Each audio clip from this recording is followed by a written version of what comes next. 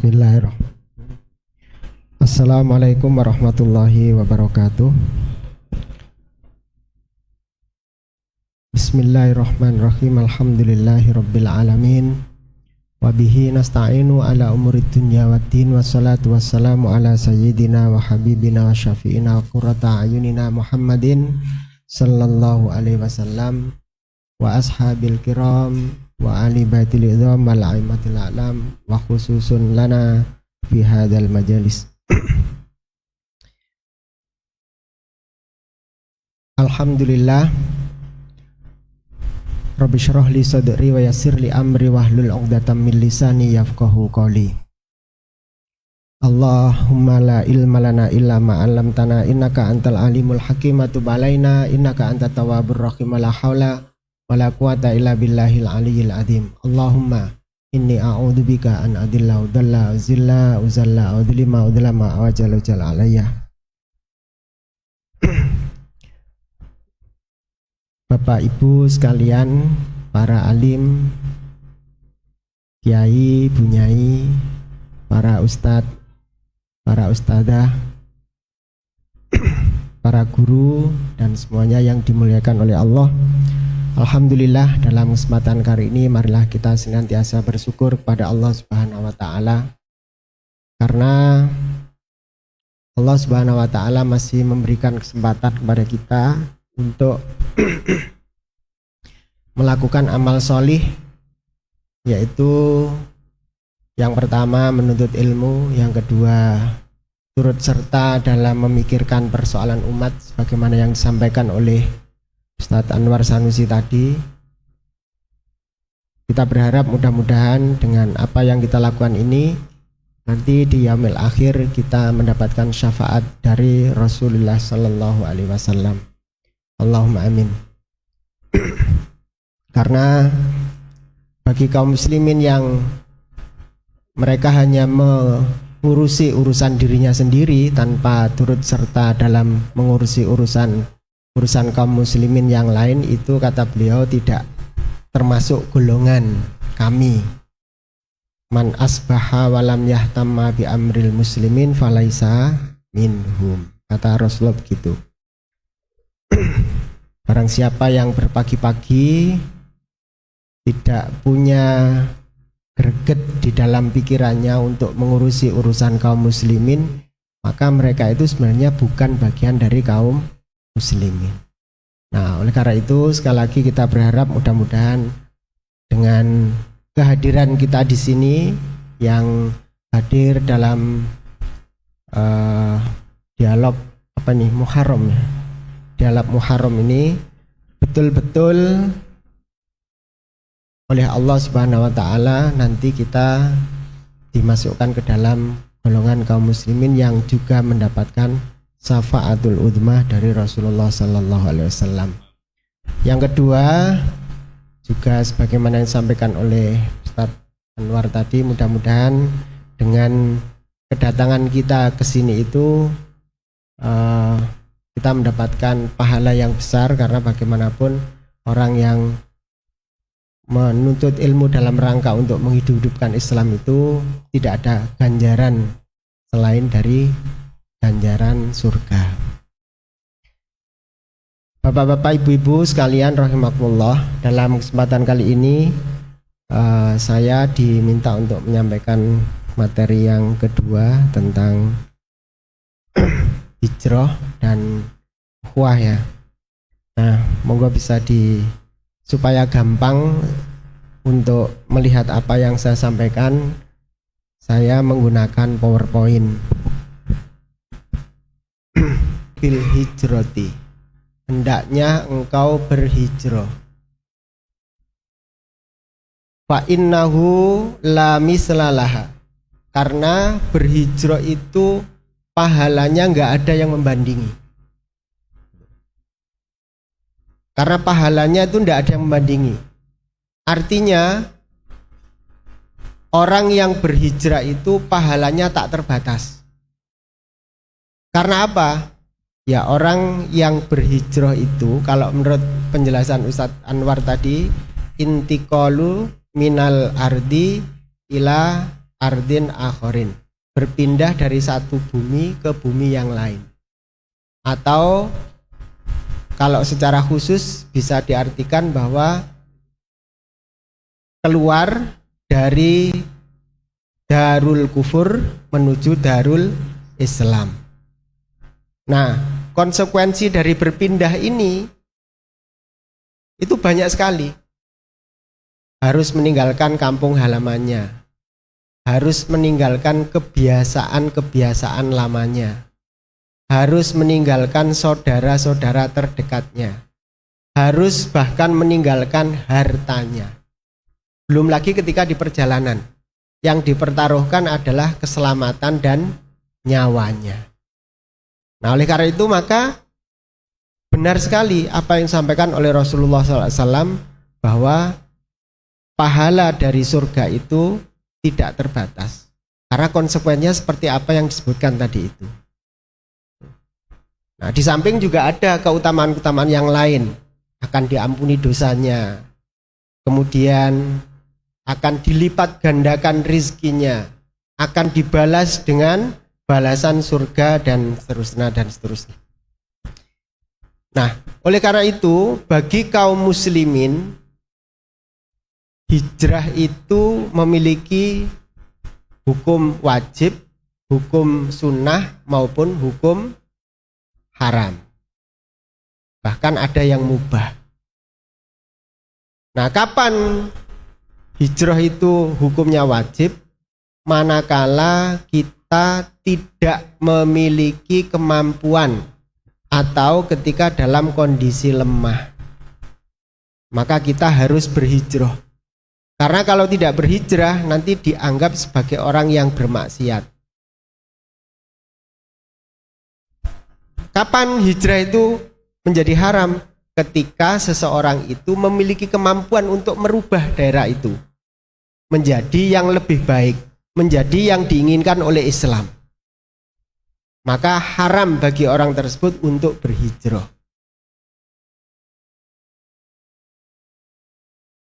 Nah, ini yang ekstrim. Jadi yang wajib sama yang haram.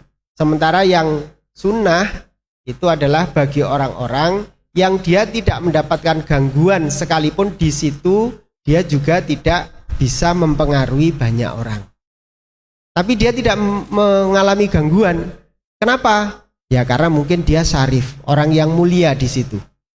Sehingga orang-orang mau ganggu gak enak, sungkan. Tapi dia sendiri nggak bisa melakukan perubahan. Karena orang-orangnya sudah nggak percaya sama dia. Nah, gitu. Nah, oleh karena itu selanjutnya adalah berkaitan dengan hijrah ini. Itu secara bahasa sebagaimana yang disebutkan tadi, hijrah itu adalah al-intiqalu wal khuruju minal ardi ilal ardil akhor. Jadi berpindah atau keluar dari satu daerah menuju daerah yang lain. Dari satu tempat menuju ke tempat lain. Itu makna secara bahasa. Artinya kalau misalnya saya dari rumah tadi pindah ke sini, itu berarti sudah bisa dikatakan hijrah. Itu makna bahasa. Nah, ini sama dengan pengertian sholat. Sholat itu secara bahasa berarti apa? Doa. Oleh karena itu siapapun yang berdoa berarti dia melaksanakan sholat. Itu kalau menurut bahasa. Dan makna-makna bahasa inilah yang sekarang ini digunakan oleh orang-orang yang tidak menyukai Islam untuk mendangkalkan pemahaman Islam. Makanya kemudian di dalam kasus moderasi beragama, nah itu diajarkan pada anak-anak kita yang di sekolah itu bahwa semua agama itu sama. Orang-orang Nasrani, orang-orang Yahudi, orang-orang Islam, dan orang-orang aliran kepercayaan itu juga Islam. Kenapa dikatakan Islam? Karena mereka berserah diri kepada Tuhan. Karena makna Islam itu adalah berserah diri. mereka juga sholat. Kenapa? Karena mereka juga berdoa. Pemahaman-pemahaman yang seperti ini berbahaya sekali. Nah, ini makna bahasa. Nah, oleh karena itu, bagi kita kaum muslim, kalau misalnya dihadapkan pada dua makna, yang pertama adalah makna bahasa, yang kedua adalah makna syar'i, maka yang harus diambil adalah makna syar'i. Nah, contoh misalnya sholat tadi itu. Kita paham bahwa sholat itu menurut makna syar'i itu apa?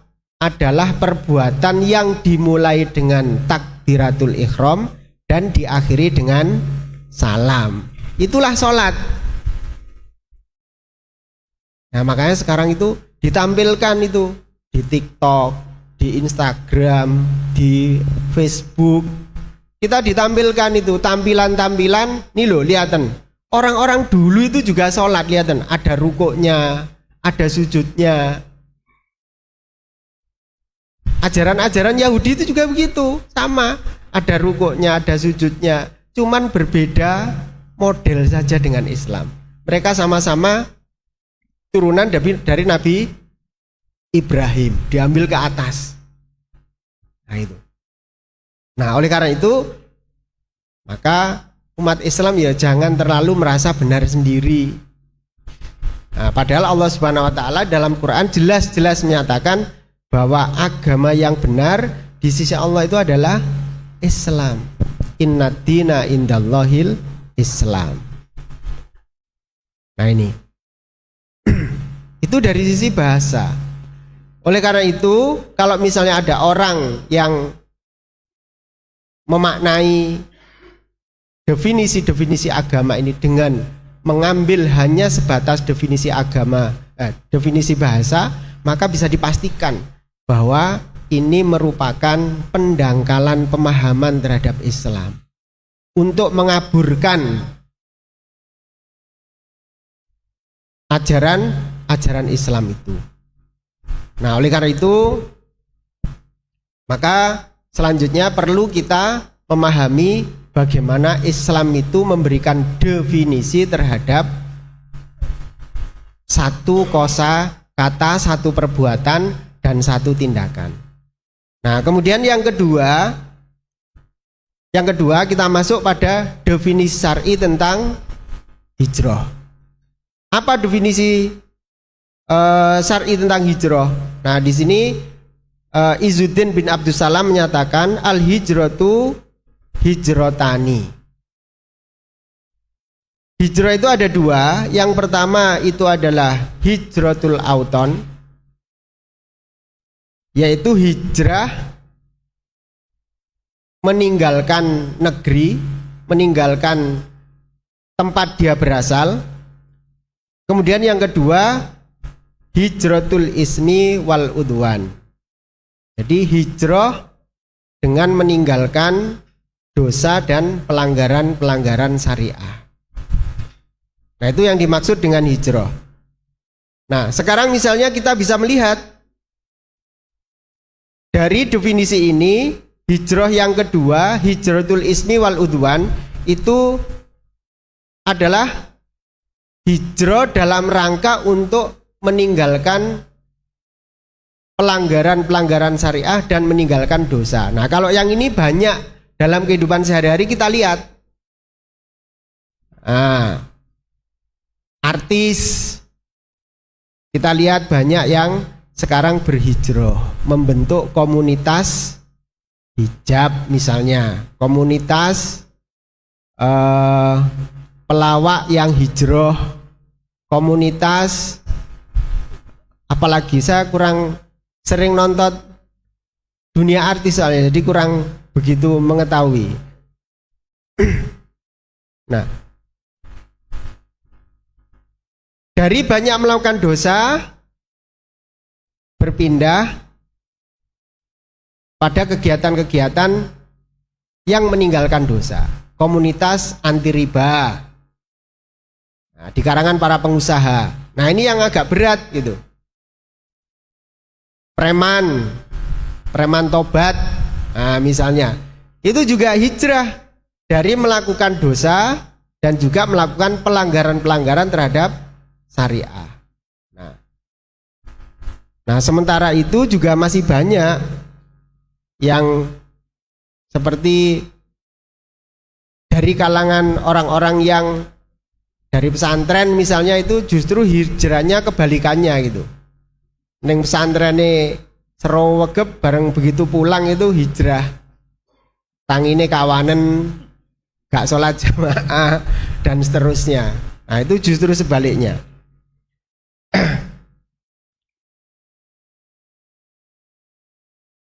Jadi dari sisi yang kedua, hijrah dari melakukan kemaksiatan dan dosa menuju kepada taat dan tidak melanggar syariat.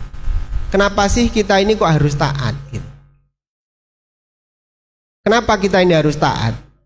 Karena kita ini manusia, Bapak Ibu sekalian. Karena kita ini manusia, maka kita harus taat. Loh, kenapa manusia kok harus taat? Karena kita diberi otak untuk berpikir yang disebut dengan akal.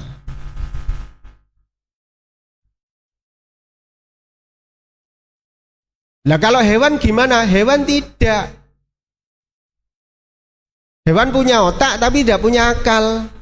Gitu. Di samping itu, karena memang manusia itu diciptakan oleh Allah Subhanahu wa Ta'ala di dunia ini dalam rangka untuk taat kepada Allah.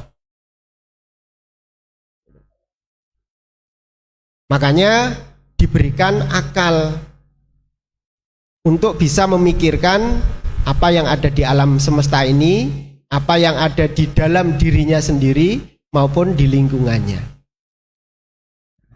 Sehingga ketaatan yang dilakukan oleh manusia itu nanti akan dimintai pertanggungjawaban. Itulah sebabnya kenapa kita harus taat kepada Allah Subhanahu wa Ta'ala. Karena manusia itu setelah hidup di dunia ini nanti tidak akan dibiarkan begitu saja oleh Allah Subhanahu wa Ta'ala. Jadi kalau misalnya kita melihat sekarang ini anak-anak muda, ya, kalau di Eropa itu mereka hijrah dari minadzulumati ilan nur, ya, dari kegelapan menuju cahaya, dari banyak maksiat menuju taat, yaitu dari paham-paham kebebasan, paham-paham kufur itu menuju kepada Islam. Makanya banyak di luar itu gereja-gereja yang pada tutup, orang-orang pada masuk Islam, tapi berkebalikan dengan yang ada di Indonesia. Anak-anak kita sekarang itu ditakoni sholat ra ngerti, sholat itu bingung. Sama dengan yang kemarin dilihat di Turki itu misalnya, di pasar-pasar itu ditanya sholat maghrib berapa rakaat, enggak tahu. Ditanya agamanya Islam. Ya, jadi seperti itulah kondisinya sekarang. Jadi di Indonesia ini sudah mulai. Kenapa bisa begitu? Ya karena ada upaya-upaya dari Barat, orang-orang kafir itu untuk apa? Merusak umat Islam mayoritas yang ada di Indonesia. Dengan cara apa? Adanya moderasi beragama. Nah, moderasi beragama itu salah satunya misalnya mengatakan paling tidak itu ada 4 hal dalam moderasi beragama itu yang disebutkan di sana. Yang pertama, menganggap Al-Quran dan hadis yang mana itu merupakan sumber hukum bagi umat Islam itu hanya dianggap sejarah masa lalu. Makanya jangan heran kalau misalnya di perguruan tinggi Islam itu banyak sekali Islam itu dari sisi Al-Quran maupun hadis dikaji, tapi hanya untuk kepuasan akal, tidak diterapkan. Kemudian yang kedua, moderasi beragama itu menjadikan anak-anak kita itu harus menerima ajaran yang berasal dari barat. Ada kebebasan bertingkah laku. Maka kita lihat sekarang kebebasan bertingkah laku. Anak-anak SMP itu sudah pada melahirkan. Pergaulan bebas. Zina enggak apa-apa. Yang penting suka sama suka. Kawin dijodohkan bisa dilaporkan ke polisi karena melanggar HAM katanya begitu. Jadi orang oleh dijodoh-jodoh nih. Menerima ajaran barat. Nah itu harus diterima itu. Kebebasan bertingkah laku, kebebasan berekspresi, kebebasan berbicara. Bebas saja mau ngomong apa saja. Mau ngomong anjir, mau ngomong apa, depan orang sudah bebas itu. Kecuali ngomong syariah dan khilafah, nggak boleh. Di banned dengan kalau di YouTube ngomong itu. Ya. Nah itu larangan itu. Katanya kebebasan berbicara tapi ngomong masalah syariat, masalah khilafah itu dilarang. Kemudian yang ketiga apa? Akibat dari moderasi beragama tadi itu, umat Islam dipaksa untuk menerima eksistensi Zionis yang sekarang ada di Palestina. Nah itu, umat Islam harus mau itu menerima itu. Kemudian umat Islam juga harus menerima konsep negara bangsa. Kalau katanya Ustadz Anwar tadi itu, menerima yang namanya asobiyah. Kalau bahasa kita negara bangsa atau nasionalisme, nation state. Sehingga umat Islam menjadi apa? Terkotak-kotak. Kalau mau menyatukan, nah itu mengingkari keberagaman katanya begitu. Bertentangan dengan fitrah. Ya.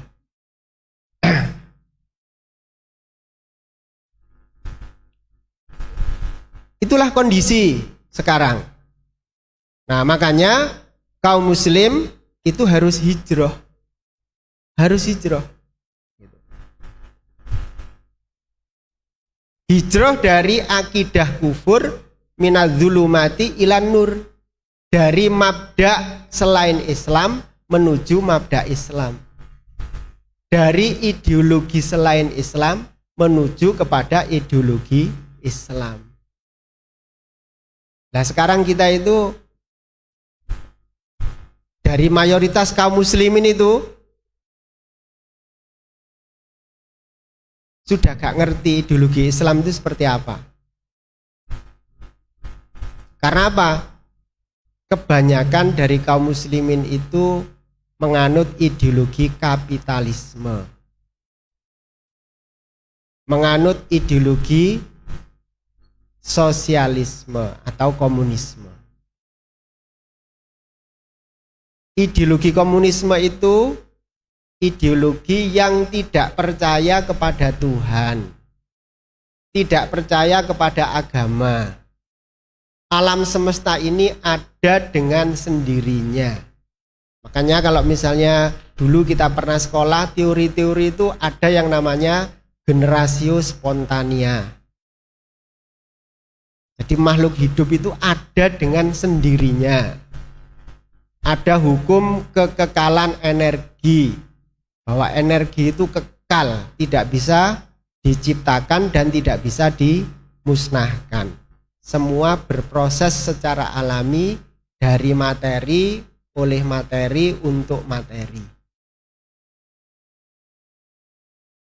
Sehingga apa konsekuensinya? Ya mereka hanya sebatas menggunakan akal saja, menggunakan otak dalam membuat aturan. Aturan-aturan mereka dipikirkan bersama, dibuat bersama, disepakati bersama oleh otak mereka. Jadi semuanya berasal dari manusia. Sementara kapitalisme itu percaya terhadap agama, percaya terhadap Tuhan, tapi mereka tidak mau agama atau Tuhan mereka itu turut campur dalam mengatur kehidupannya. Makanya mereka bebas, seperti yang disebutkan tadi itu. Nah, dan inilah yang banyak dianut oleh kaum muslimin sekarang gitu. Jadi kalau komunisme tadi kiri betul, kalau kapitalisme itu ya abu-abu, tengah-tengah itu sudah. Mereka ngambil ke kiri, juga ngambil ke kanan. Nah, sementara Islam itu tidak begitu. Islam percaya pada Allah, pada Tuhan, bahwa alam semesta ini ada yang menciptakan, dan Allah juga membuat aturan yang harus dilakukan oleh manusia. Dan manusia ini nanti bertanggung jawab terhadap aturan yang dibuat oleh Allah Subhanahu wa taala tadi itu dilaksanakan atau tidak. Jadi percaya ada pertanggungjawaban. Sehingga ketika melakukan perbuatan di dunia ini, maka manusia itu terikat dengan hukum-hukum dari Allah Subhanahu wa taala. Sementara kapitalisme tidak, sosialisme atau komunisme juga tidak. Mereka hanya mengandalkan akal mereka dalam membuat aturan. Itulah yang dinamakan dengan aturan-aturan atau nizamul kufri, sistem kufur. Nah, oleh karena itu berhijrah dari zulumati ilan nur, dari kegelapan, kekufuran-kekufuran menuju kepada Islam. Jadi zulumat itu ya jamaknya dari zulmun. Kedzaliman itu banyak sekali. Ya dari yang disebutkan tadi itu. Banyak sekali kedzaliman. Nah, oleh karena itu sudah sepantasnya kaum muslimin sekarang itu mereka harus berubah atau berhijrah untuk menjadi yang lebih baik, sebagaimana yang dilakukan oleh Kanjeng Nabi Muhammad SAW dulu. Bukan sekedar hijrah secara pribadi, tetapi juga hijrah secara sistemik. Bukan hijrah selaku individu-individu yang berkaitan dengan masalah akhlak, masalah ibadah, tetapi juga harus hijrah terkait dengan masalah sosial, pendidikan maupun bernegara. Minadz-zulumati ilan nur, dari kegelapan menuju cahaya Islam. Nah, bagaimana caranya supaya kaum muslimin ini bisa berubah dengan perubahan yang hakiki, perubahan yang sebenarnya? Ya harus merubah pemahaman-pemahaman yang selama ini digunakan. Kalau selama ini menggunakan pemahaman-pemahaman dari mabda kapitalis, dari mabda sosialis atau komunis, maka harus berpindah kepada pemahaman-pemahaman yang lahir dari mabda Islam. Bagaimana caranya? Ya harus belajar. Harus belajar. Nah, selama ini kaum muslimin itu ya males kalau diajak untuk belajar tentang Islam. Kalau diajak belajar tentang sakofah Islam, kalau diajak bicara tentang syariat Islam, males gitu. Nah, oleh karena itu kita bisa melihat bagaimana tantangan-tantangan yang dihadapi bagi orang-orang yang mau berhijrah gitu. Tantangan-tantangan yang dihadapi oleh orang yang mau berhijrah itu banyak sekali. Yang pertama bisa dari keluarga, bisa dari kondisi lama dari orang yang mau berhijrah, bisa juga tantangan dari teman pergaulan lama. Gitu. Nah, oleh karena itu, misalnya tantangan dari kondisi lama, tadinya preman, tatone oke, akhirnya tobat. Lah tobat itu lho krungu adzan mau ke masjid, digudho karo koncone. Weh, sarungan, tas sunat apa piye?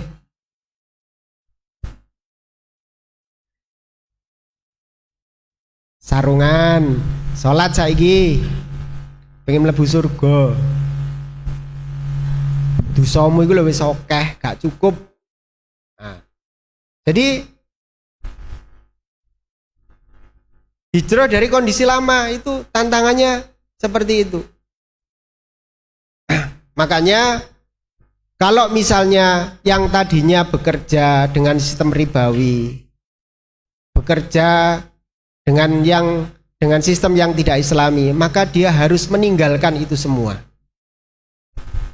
Harus totalitas. Makanya Allah Subhanahu wa taala memerintahkan kepada kita untuk masuk Islam secara kafah. Kafah itu apa? Kafah itu maksudnya adalah samil, menyeluruh. Tapi kafah itu juga bisa berarti tidak mau melakukan kemaksiatan atau tidak mau melakukan sesuatu selain dari Islam. Itu namanya kafah. Makanya kalau misalnya kita diminta untuk masuk Islam secara kafah, itu artinya apa? Ya hanya menjadikan Islam sebagai satu-satunya poros ukuran perbuatan kita. Terutama kaum muslimin ini ya sangat jelas sekali. Kaidah menyatakan al-aslu fil af'al at-taqayyudu bihukmin syar'iyyin. Jadi asal perbuatan seorang itu terikat dengan hukum syara.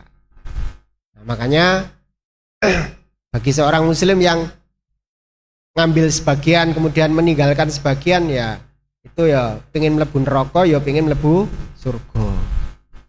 Ya piye carane kayak begitu. Kemudian hijrah juga ada tantangan dari keluarga. Bagaimana kita bisa melihat dari podcast-podcast yang ada itu, bagaimana seorang itu yang dulu sudah sangat kaya, jadi anggota dewan, kemudian minta izin untuk resign dari anggota dewan yang gajinya setahun bisa lebih dari 1 M. Nah itu, minta resign. Akhirnya apa? Ya ditentang oleh keluarga. Betapa banyak kita bisa melihat orang-orang yang seperti itu, begitu resign akhirnya harus jadi kontraktor. Yang tadinya naik mobil bisa gonta-ganti, sekarang harus naik sepeda motor yang harganya ya di bawah 5 juta. Dapurnya ngepul juga susah, karena biasa hidup mewah. Kontrak pun itu di RSSS, SSSSS gitu. Rumah sangat sempit sekali sehingga selonjor saja sangat sulit, sampai sumpek. Tipe RSS berapa itu udah. Jadi yaitu tantangan dari keluarga. Kita bisa melihat bagaimana ceritanya dari teman-teman mu'alaf, atau seperti ceritanya Koh Dennis Lim. Nah itu misalnya yang bandar judi online yang sehari itu untuk diberikan kepada pengamanan saja itu 2 M lebih. Nah kebetulan beliaunya itu teman saya ngaji itu, satu kelas di kuliah online sama saya. Itu cerita seperti itu. Jadi hariannya itu puternya uang itu sudah luar biasa. Sudah biasa MM-an. Nah begitu tobat hijrah meninggalkan bandar judi online-nya, ya hidupnya serba sulit. Kadang sehari itu makan sekali 2 kali katanya, dan itu pun tidak kenyang. Ya karena diasingkan oleh keluarga.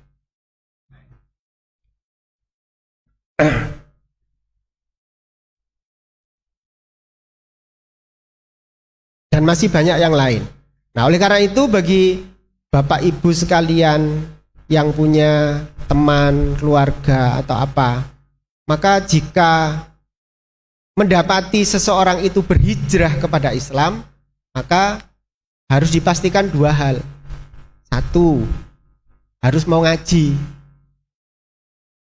Karena banyak orang yang berhijrah, setelah berhijrah itu dia tidak tahu apa yang harus dilakukan, akhirnya balik gitu.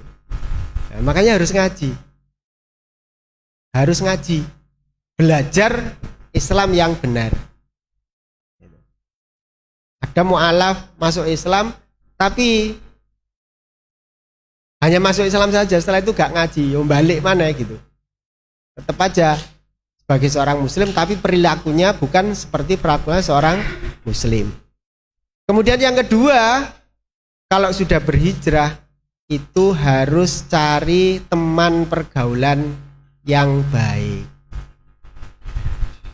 Kalau enggak ya akan balik lagi nanti.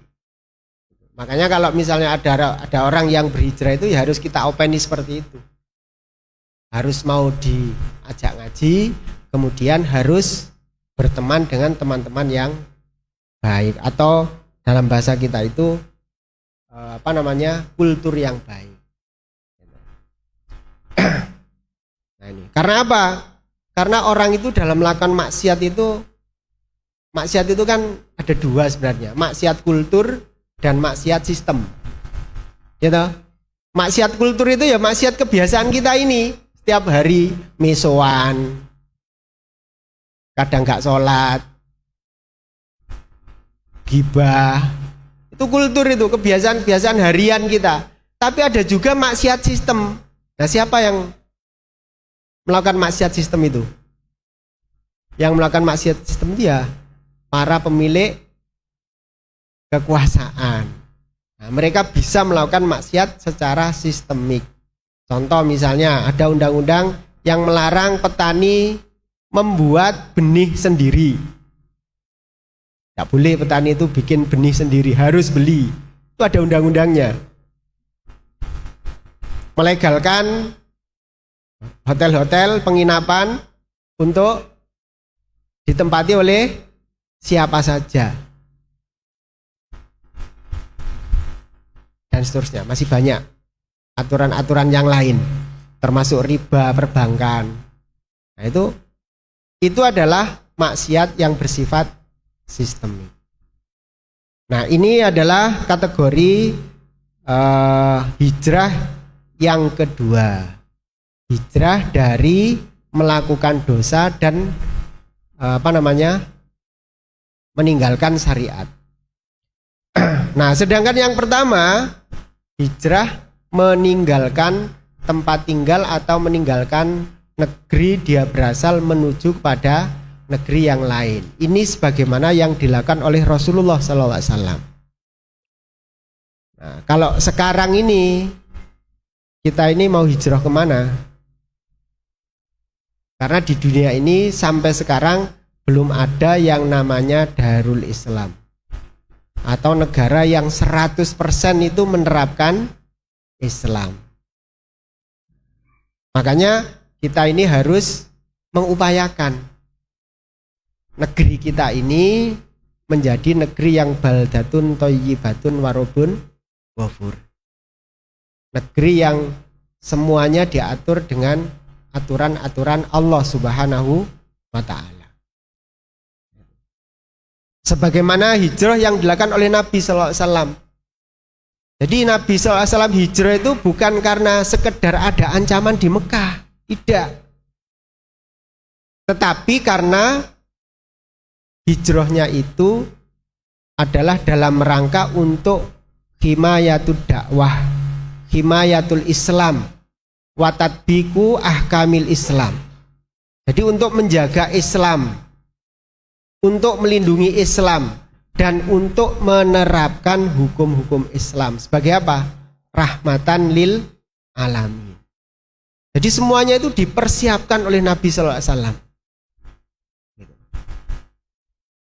Jadi hijrah Nabi dari Mekah ke Madinah meninggalkan kampung halamannya itu bukan semata-mata karena Nabi SAW itu di Mekah itu dianiaya, dieksploitasi dan sebagainya, bukan karena itu.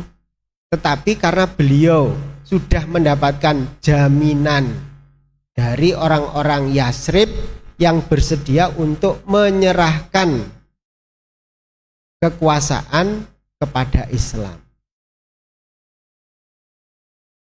Jadi hijrah Nabi karena itu,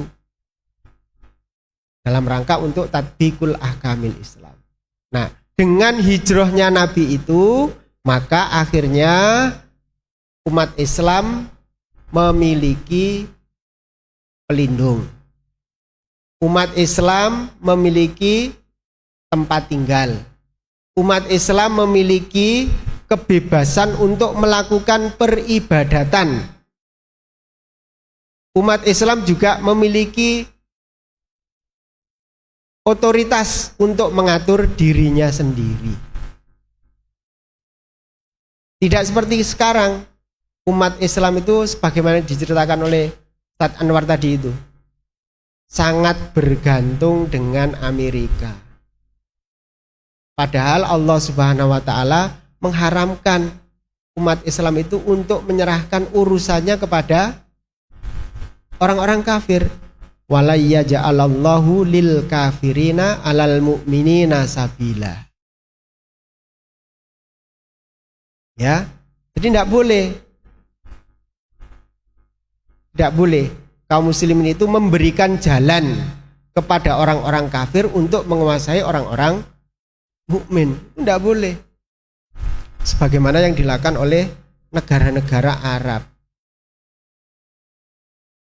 yang sekarang itu justru melakukan permainan dengan saudara-saudara kita yang ada di Palestina. Nyawa mereka dibuat mainan. Nah, oleh karena itu ibu bapak sekalian, hijrah yang setiap tahun diperingati oleh kaum muslimin itu hendaknya menjadikan hijrah yang hakiki. Dengan cara bagaimana? Ya dengan cara mendakwahkan Islam kafah ini kepada seluruh umat Islam. Jadi kalau kepada umat Islam, dakwah kita itu adalah dakwah untuk mengajak menerapkan Islam. Dakwah li tatbiqil ahkamil Islam. Dakwah mengajak kepada umat Islam untuk bersama-sama menerapkan Islam. Dakwah kita seperti itu. Bukan hanya sekedar dakwah untuk mengajak melaksanakan sholat, tapi tidak untuk meninggalkan riba. Dakwah untuk mengajak berpuasa, tetapi tidak untuk mengajak meninggalkan judi.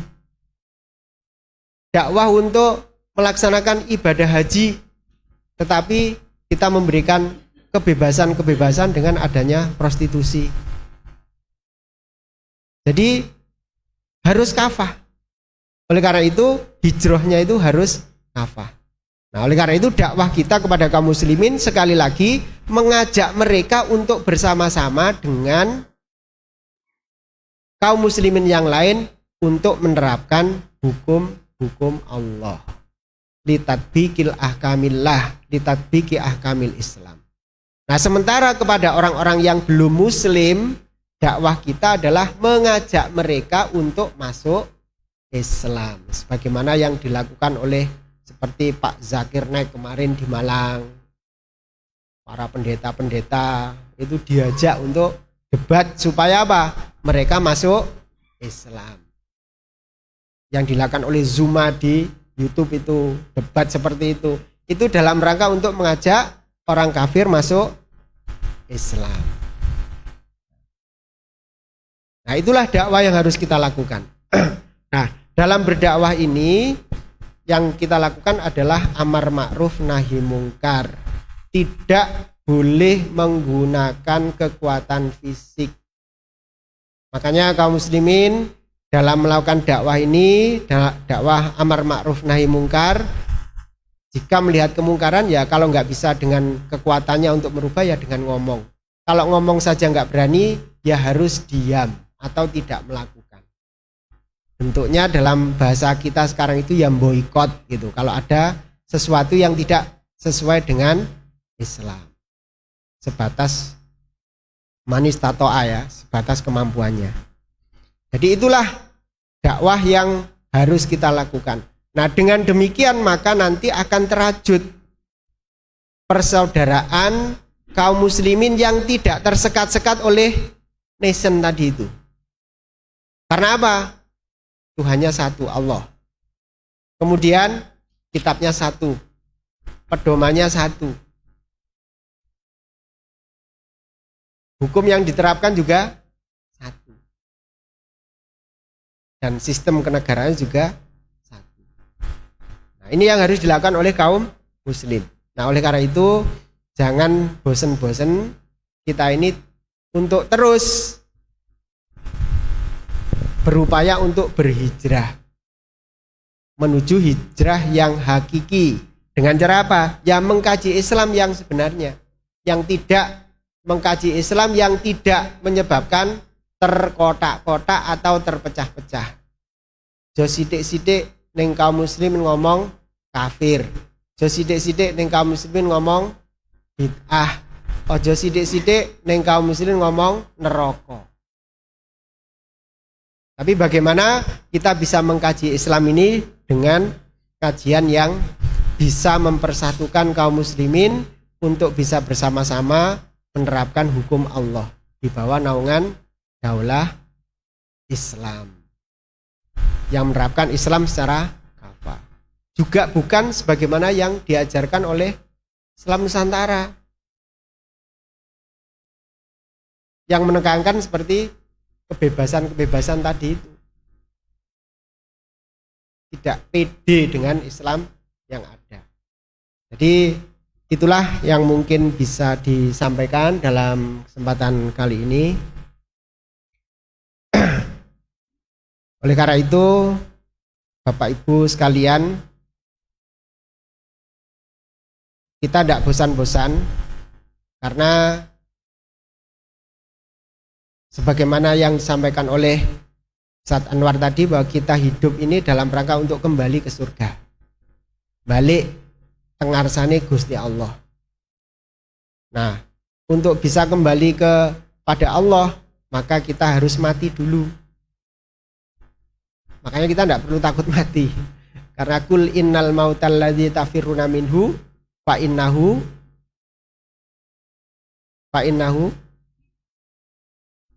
mulaqikum, ya. Kul innal mautal ladzi tafirruna minhu, katakanlah Muhammad, innal mautal ladzi tafirruna minhu, bahwa sungguhnya kematian yang kamu lari daripadanya itu mulaqikum, akan menjumpaimu. Masuk Melayu ning ndi bakal dijemput sama kematian. Nah, kalau kita sudah mati, katanya Nabi, yatba'ul mayyitu salasa, yang mengikuti mayit itu ada 3, maluhu wa ahluhu wa amaluhu. Jadi hartanya, keluarganya, dan amalnya. Wayarji'u maluhu wa ahluhu wa yabqa amaluhu. Yang 2 kembali, yaitu harta bendanya untuk diperebutkan, dan keluarganya, istri yang cantik akan cari suami yang baru, kalau suaminya akan mencari istri yang baru, kalau anak-anaknya akan rebutan warisan, sementara yang ditinggal oleh mayit adalah amal perbuatannya. Nah, oleh karena itu, ini merupakan kesempatan, katanya Nabi, kehidupan yang sebenarnya itu adalah kehidupan akhirat. Laisal tidak ada kehidupan la aisha illa aisal akhirah. Tidak ada kehidupan kecuali kehidupan akhirat. Itu yang harus kita pikirkan. Oleh karena itu, berhijrah itu dari maksiat menuju taat. Minal ma'asi ila ta'ati. Dari kegelapan menuju kepada Islam, dari kekufuran menuju kepada Islam.